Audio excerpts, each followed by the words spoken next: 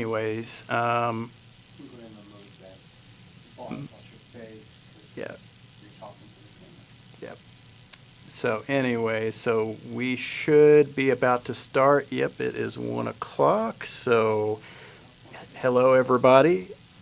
My name is Daniel Ware, and I'm the Genealogy Librarian here at the Kentucky Historical Society. And today we are going to be talking about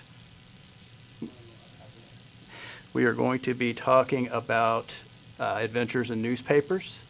And so I'm basically going to just run you through some of the different types of things that you may find in newspapers. A lot of these are things that, they're not going to necessarily be records themselves, but they will provide similar information.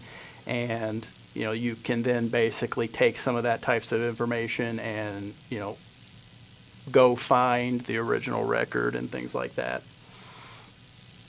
So let's go ahead and get started. Okie dokie. All right. So let's get the slideshow going. All right. So yes, adventures in newspapers. A lot of times people don't necessarily automatically go to newspapers when they're doing their family and genealogy research. But a lot of times, that could be an alternative if you can't find a particular record, or it can still help along with looking for original records, basically. So here's just kind of a quick introduction. I think I've already kind of said my hellos and everything, but hello and welcome. We're going to basically the main meat of this stream/video is going to be probably the information that is found in newspapers, and then I'll kind of go over kind of some of the general places you might be able to find them, and then the formats that you may look for newspapers in, and then other important information that may come across when dealing with newspapers and things like that. So first off, okay, so here are some different types of information that you might find in newspapers. And I will say ahead now that, these particular types of information, that's not the all and be all of what you might find. There's other types of, things that are in newspapers that may, talk about your ancestor or help point you in a direction and things like that. But these are some of the kind of the general, things you may find. There's obituaries or death notices, things like that. There's birth announcements. I'll see those occasionally. You could also maybe find court appearances or court-related information. Also, marriage announcements. A lot of times you may find, something like that. And then business information, it could be kind of different layers to that, and I'll kind of talk more about that when we get to that. And there's also military information that you may be able to find. Occasionally I'll look through old newspapers on microfilm, and I may find, a particular listing or something relating to men who were in the military at a particular time. It can be kind of hard to find that sometimes, I will be honest, but sometimes they do pop up. And then other just additional information that you may find or learn through looking at newspapers is kind of a more miscellaneous, various category. Okay, so first off, obituaries. They're usually going to be the ones that are going to be like, hey, they'll tell you, death information. You may get lucky and find a location of where that ancestor was when they died, or even a particular date even, and you may also find the names of their spouse or their children, or, unfortunately, if they went before their parents, you may find the name of the parents. That kind of thing. Here are a couple of examples of what you might find. And And all these images I got off of newspaper microfilm that we do have here at the Kentucky Historical Society. And I think they were mainly like Fayette County and Franklin County related newspapers. But I just wanted to kind of show some examples of what you might see if you do look in a newspaper for any of these types of pieces of information for your ancestor. I mean, sometimes they will just say like, oh, so-and-so died at this place, at the home of their son or daughter, and maybe give a location. It'll be like a little tiny, like 3-sentence, ordeal. And sometimes then they may go into especially I feel like the more affluent, well-off people or the people that were kind of big in their communities, they might get this big, flowery, almost like poem, about them and, how great they were in their community and things like that. So it is always kind of interesting when you run into ones like that because I always just find it kind of interesting going back and looking at, like, I don't want to say the older language, but just the way, like, back in these, older times, how they wrote, they were seemed a lot more poetic. So it just always kind of seems kind of interesting when, they, put together, obituaries like this. But like I said, a lot of times you might find certain names of people related to, the said deceased and things like that. So, you can always find key pieces of information and then take that and then try to find like original records that may, help fulfill your research a little bit better.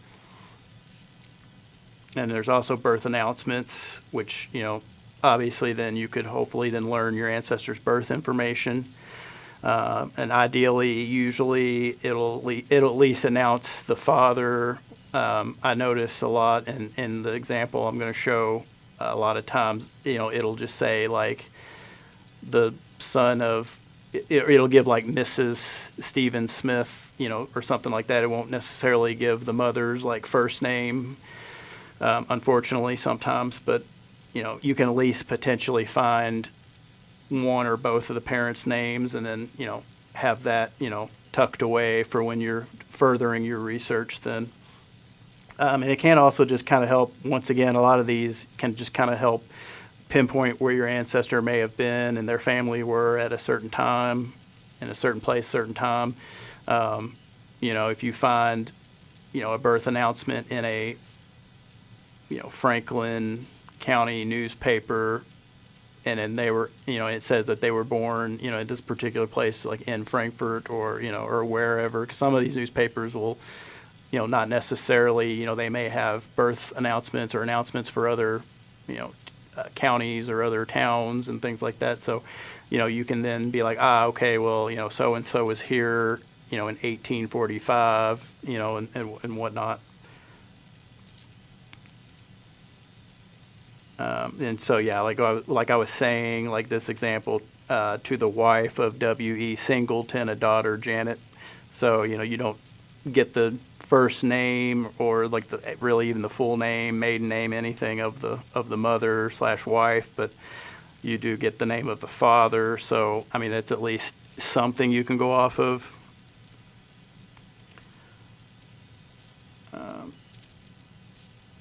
And then there are court appearances or court-related information that can help you learn more about your ancestor.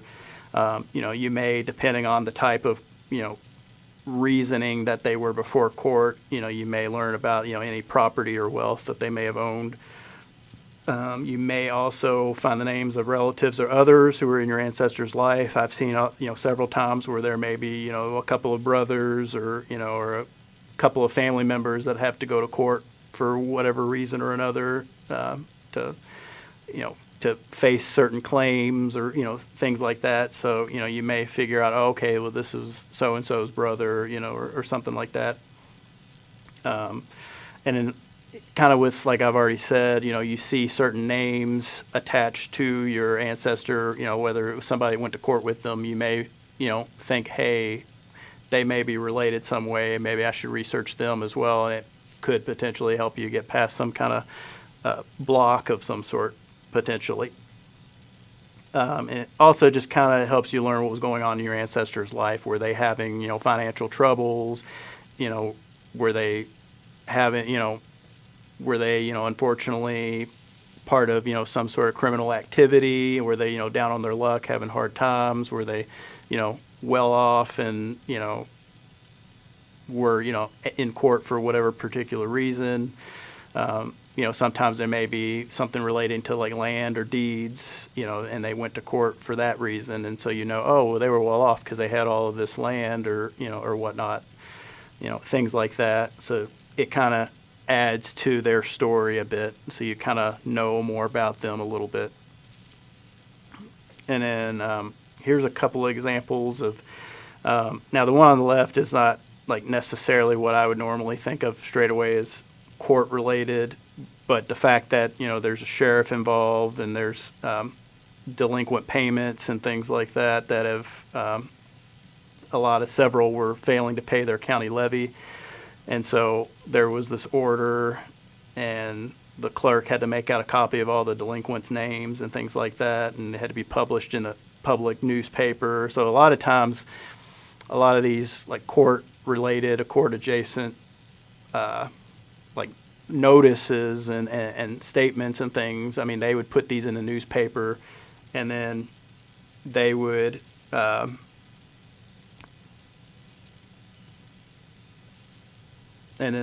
basically keep them, in the newspaper for several weeks. Because I've looked through a lot of newspapers, especially, within a certain period, within a couple of months, I'd look at them, back to back to back. And for a few weeks in a row, I would see the same, legal announcements that they would post or notices that they would post. So, this was definitely, besides, one of the other things that the newspapers, especially back then were they were definitely like billboards. They were definitely like the social media of the time and things like that. So I mean, if you wanted stuff to be known, or if you wanted to make announcements and have notices and things like that, that really helped to get your point across and things like that.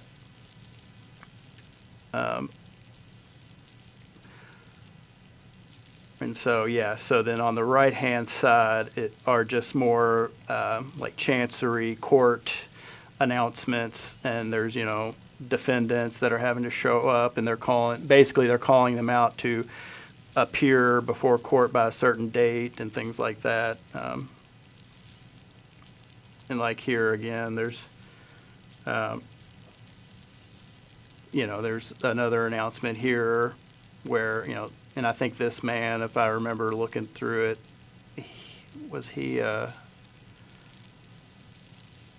I know one of these, like, he wasn't even like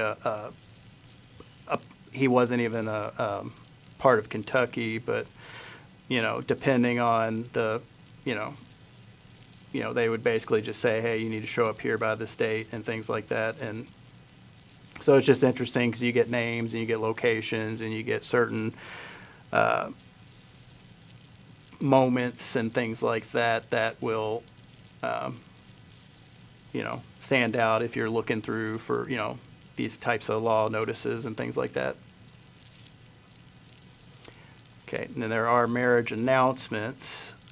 You could learn, usually in these cases, you should hopefully be able to see the name of your ancestor's spouse.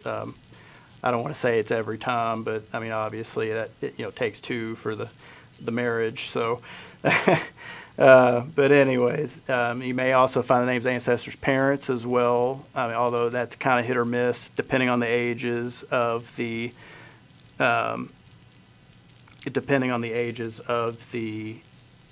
individuals getting married. They may have had to have a parent sign off on consent and everything like that. And, so sometimes you may be lucky and you may find, a parent's name, and then you can go on and, look for them in other records and things like that. You may also learn the marriage date and location, so then okay, they got married in Shelby County in 1882. So then you can go look for marriage records for Shelby County for 1882 in that time frame. And it also can just kind of help you pinpoint where your ancestor lived at the time. So it can always be a kind of a guiding map, I guess, in a way, in a sense. That'll help you, especially if you are getting stuck and you're trying to figure out, all the puzzle pieces of how they ended up where they were, at certain times. So that can kind of help fill in some gaps as well.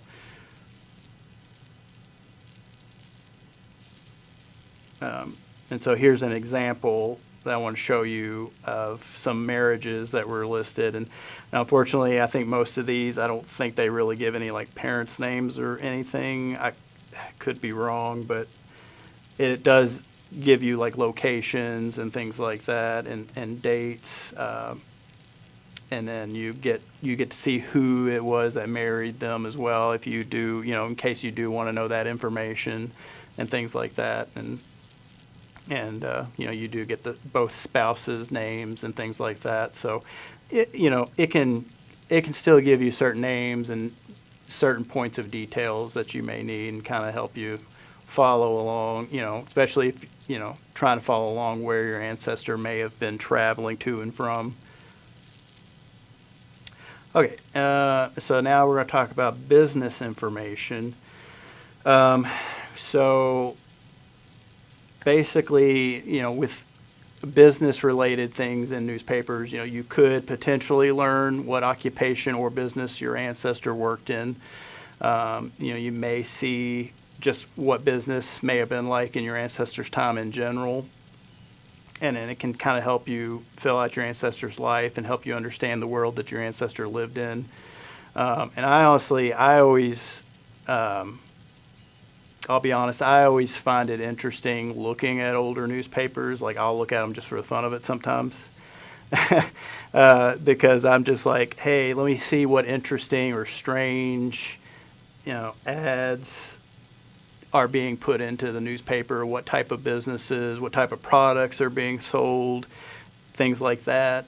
So sometimes that kind of information won't necessarily help you, like, directly with your ancestor. Like, you may not be like, oh, well, he was a farmer, or oh, he was a cabinet maker or something like that. But you can maybe at least see, like, the world around him, I guess, and see, maybe the potential businesses that he did partake in. Did he go to this, place and purchase a horse? Did he go and buy a suit here?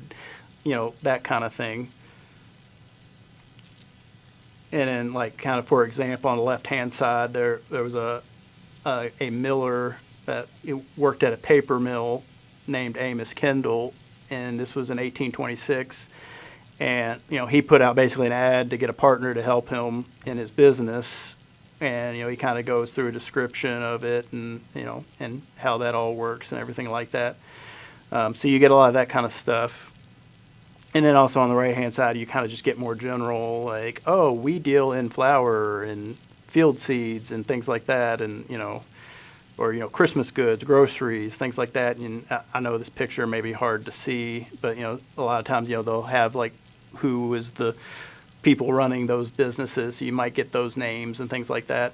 And so, I mean, they're, as far as helping you figure out more about your ancestor directly, I mean, there could be a potential chance that, your ancestor was one of these business owners, or, somebody like that, and, they could have put an ad out looking for help, or, they could have been promoting their business, and then you see them in this business section, and you learn more about them, and you're like, oh, okay, well, they did this job, or, they were here at this time, and whatnot.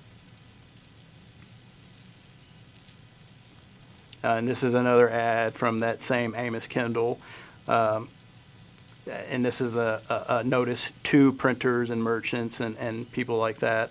And he's just announcing, basically his wares and things like that. Okay, and then there is military information, which, you may learn about the wars that are happening during your ancestors' time. You might find regiment information relating to your ancestor, because I do believe I have in the past, like depending on the time period in the newspaper, you may potentially find listings that list like who was in service and things like that. So sometimes you may be lucky and come across something like that that would allow you to, maybe be like, oh, okay, my ancestor was in this regiment and they did this particular service, or they, fought under this particular, person, or, something like that. And, sometimes you may also just, like I said, find lists or even just kind of descriptions of like military action or just information in general, and that can just help you understand your ancestor and their life better.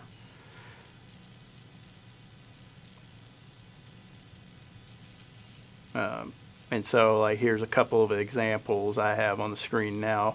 Like on the left-hand side is military department, and got the listing of the different military figures and things like that. And then on the right-hand side is more of a description of a battle and an event that was happening. The battles at Vicksburg, and it was the 22nd Regiment Kentucky Volunteer Infantry. And, so it talks about that. And so, a lot of times, especially during, times like during the Civil War or certain wars, they're going to really, the newspapers are really going to push a lot of information about what's going on in the war that's going on at the time. And so, they'll try to keep people, in the know, I guess, as far as what's happening and, who's winning what battles and what's happening. And unfortunately also, they'll announce, that, the soldiers that had died and things like that, they'll make announcements about that as well. So, between those kind of things, especially if you know that your ancestor was, did fight in the Civil War or was in the military at some certain point in time, there may be a chance that, there may be information about your ancestor, through military information. And also just some kind of additional information that you may find, such as like, you may learn about the world, the community that your ancestor lived in. I know I've kind of stressed that several times in the different subjects that I've talked about so far. And a lot of times, like I'll just look through older newspapers and I will see, there'll be like, especially a lot of times like in, like the earlier like 1800s newspapers, like I'll see a lot of like segments that'll be like war in Europe, and, it'll be talking about, especially around the time that, that Napoleon was, the emperor of France and things like that, so there'll be like national, worldwide news that these newspapers will try to provide, and of what's going on in the rest of the world and things like that. So it's interesting to see that kind of stuff, just to see what, because for me living now, I'll look back and see a bunch of newspapers, especially in a row, where they will basically several issues in a row will be given like updates on like a particular war in Europe, or a particular, or even like politics, like what the politics that are happening at the time, or, things that are in it, and, it might be really foreign to me because, I'm not living in those specific times, but it's always interesting just to kind of get almost like a slice of life, of what, people living then would have been reading and, gossiping about and thinking about and trying to figure out, and even just like, things that are popular at the time, there would be, occasionally I'll see segments where, it'll be somebody, I forgot which newspaper it was. I wish I could remember, but and I thought it was kind of fascinating because it was like basically they had almost like a serial like story that they kept writing in like each like continuing issue of that particular newspaper. And it was a fictional, little, it had a few columns, and they just write a little segment of a story, and you could see that, characters were talking, and they had, they were being quoted and things like that. Um, there's also a lot of with, what people were up to and activities, and this kind of also again falls into the newspapers being the social media of the day, because it's interesting because you'll see like Grace Smith went to visit her parents in Cincinnati, or or something like that, or it'll just be a little snippet of like so and so went and did this, or they came back home from visiting this place, which is just kind of interesting because it's just almost like a day by day, just kind of a little thing, you don't really think about too much, but they were just kind of keeping people in the know of who's going where, who's doing what, and things like that. And so I always just find that really fascinating in a way too. And you never know, your ancestor could have potentially been somebody that got written about, or they may have written to the newspaper, because a lot of times people will write to the editor or write to the newspaper, and kind of have an opinion piece, or something, and talk about what they want to talk about and things like that. So you may find something like that in newspaper as well that could kind of help you learn more about your ancestor as well. Okay, so generally, just some general places you may want to look as far as, especially finding like older, like historic newspapers and things like that. I mean, a lot of times, like libraries, maybe even your public library, could potentially, if they have, the right, archival, preservation, settings and things like that. But just, also, school, college libraries, research libraries, things like that. Archives, they'll usually archive like older newspapers and have those, kept away and safe and things like that. Also historical societies, like us here at the Kentucky Historical Society, we've got newspapers. Most of those are going to be on microfilm, but we do have that capability if you are looking for a particular newspaper. Also, just like other institutions in general, other historical institutions might. I didn't put it on the slide because I honestly just thought about it. I don't know why I didn't think about it sooner, but sometimes, well, I mean, it kind of falls into the formatting too, that I'll talk about in a second. But you may also find historic newspapers on online databases. I know that the Library of Congress has a pretty big collection of chronicling America newspapers. And I know the University of Kentucky does have a program where they're like trying to preserve and digitize a lot of Kentucky newspapers. So they're also an option too, that in case there is a particular newspaper that like we don't have, or certain places don't have, you can also look at places like that and things like that.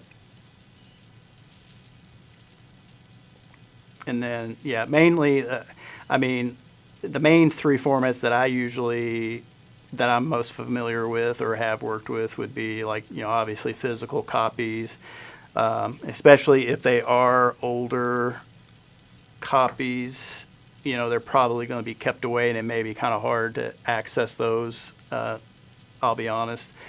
Just depends on the condition of them and things like that. But then there is microfilm like we have here at the Kentucky Historical Society, and then several other, libraries and institutions. That's probably going to be the way that most of them will have especially the older newspapers. And then there are digital copies, there are digital databases, and especially, more and more databases are trying to get things digitized and put online for the ease of access and things like that. So that's also a great option, especially if you can't get to a certain location to look at the microfilm or the newspaper. And, it might kind of help with the preservation and things like that too, as well. So those are the main three options that I usually think of as far as like formats, like if you're going to go look for like old historic newspapers. And then kind of starting to wind down, I'm going to kind of just go over some just other in general important information in relation to newspapers. And some of these you can kind of take and use as far as with just research and looking at records in general. But you definitely want to take the information that you do get from newspapers and try to compare it with other records.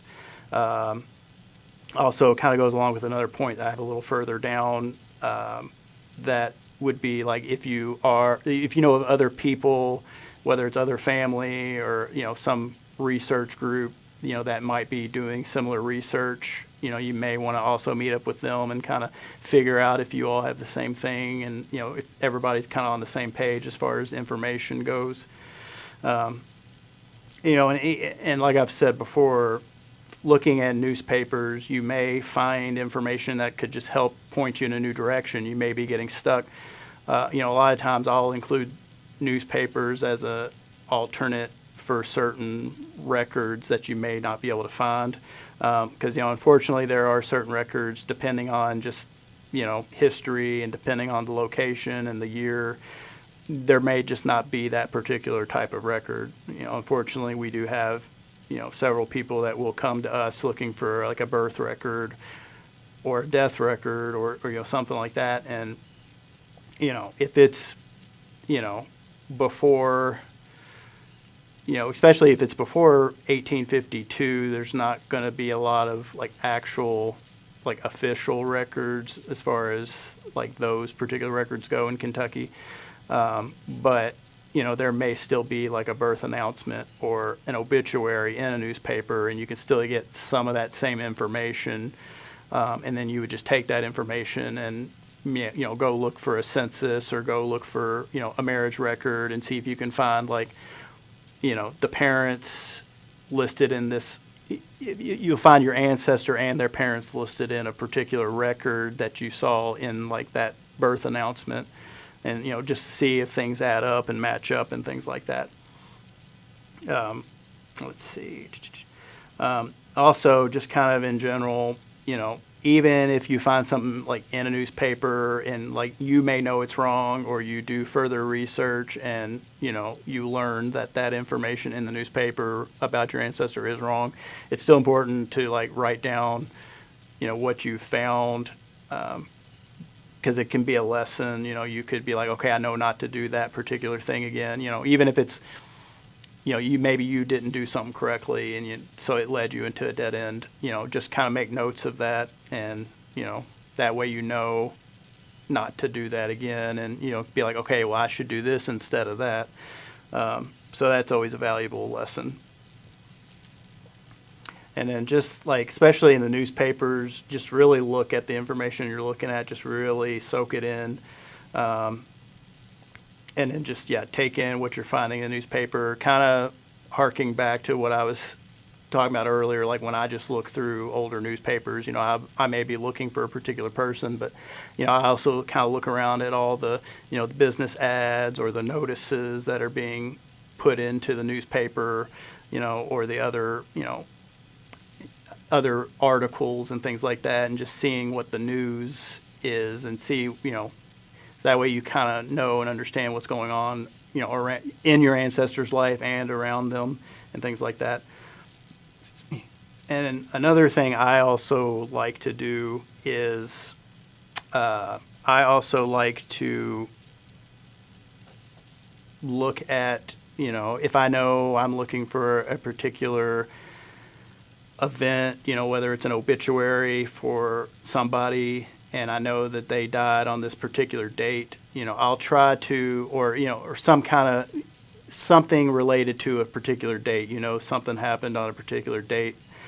I'll still, just in case, I'll look at like maybe like the issue that would have been, written before, the date that I'm looking for, like 1 week before, or like, it may be something that happened the day after, it may be in the newspaper the day after, or I'll keep looking, through issues, for a few weeks after, the said event happened, just in case, something didn't get put in the newspaper right away, because obviously, news probably traveled a lot slower back in those days. So, I'd give it a week or two to see if it made its way into the, newspaper that I'm looking at.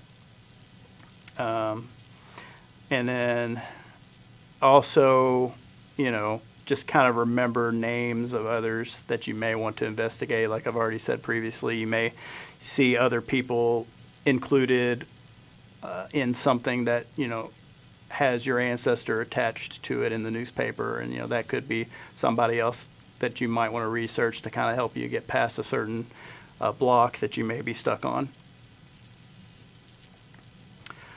And so, yeah, that is basically it. Thank you all for joining me. And here are the image references from the newspapers I got off of the microfilm. And like I said previously, these can be found here at the Kentucky Historical Society.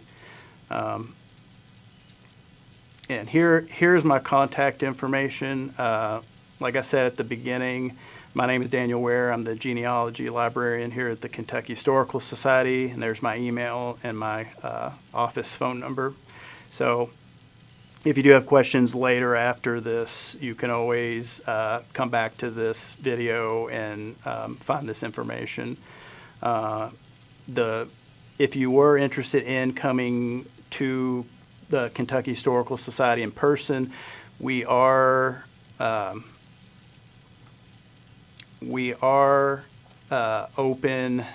The library, the Martin F.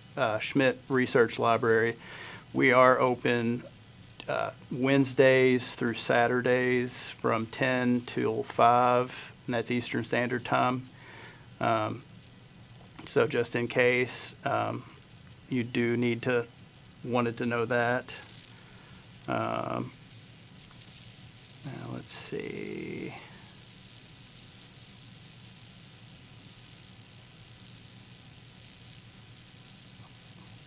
Let's see. Okay, I do have somebody that did ask a question. See, found a notice that told of when and why my grandmother's sister came to live with them was a question I wanted to figure out. Okay. Found a notice told.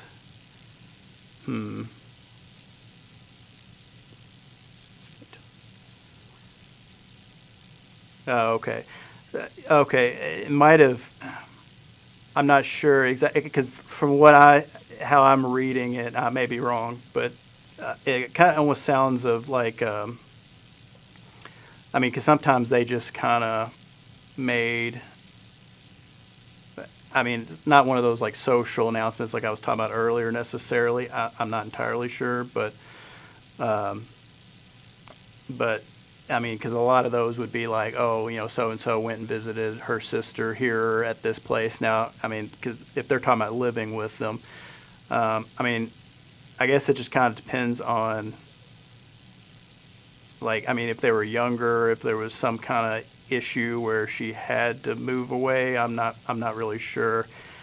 I would probably need to know a little more context of them. And obviously, probably the newspaper won't necessarily have a lot of detail on that. I'm not sure, but yeah, it could be something more of just like sometimes they may just announce the comings and goings of people. It could be something like that, and it could be more, a more deeper issue, or something like that.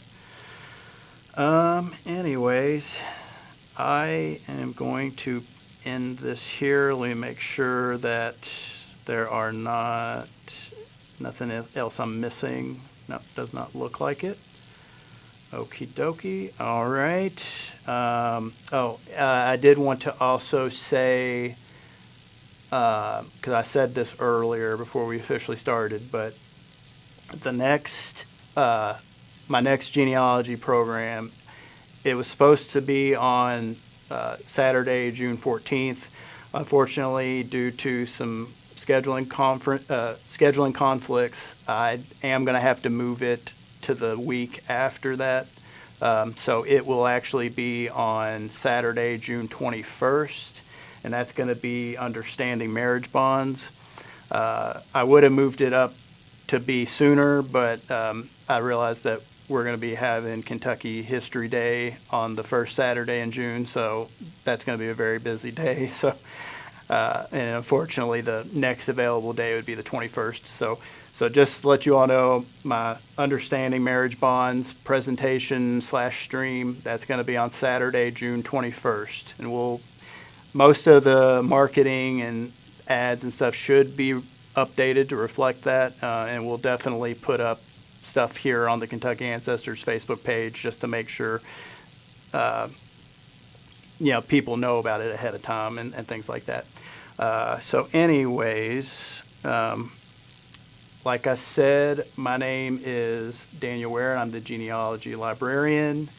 And let's see, one last time, I'll show you my contact information just so that you all definitely have it. And like I said, after this, the video will be recorded, and you can just pause to, on this page to get the information if you need to ask me any questions further. So anyways, thank you, and that'll be it. You all have a great